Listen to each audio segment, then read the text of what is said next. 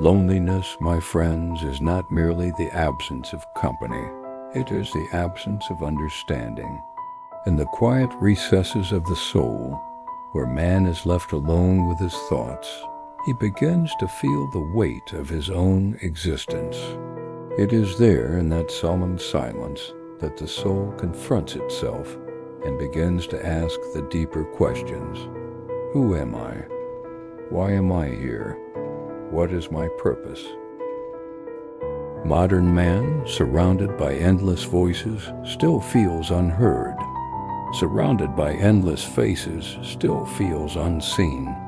This paradox, this strange emptiness in the midst of plenty, is the curse of a world that has traded meaning for movement, silence for noise, wisdom for knowledge.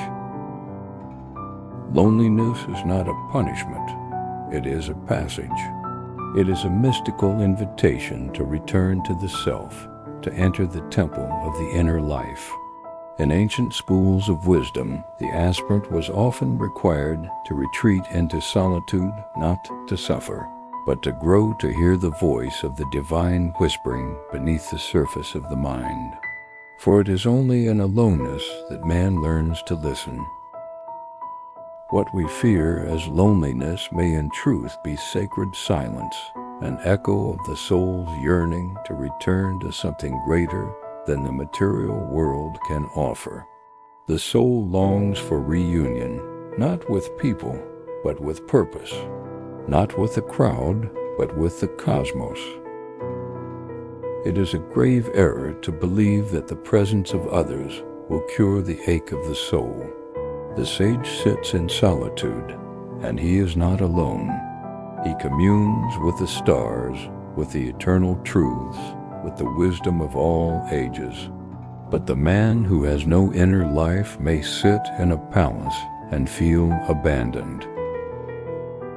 Loneliness, then, is the shadow cast by a forgotten inner world. Reclaim it. Light the lamp within.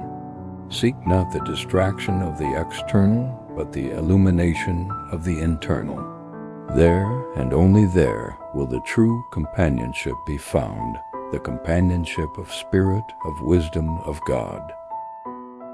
And remember this, the journey of the soul is a solitary one, not because we are unloved, but because we are being led to a love deeper than we have ever known.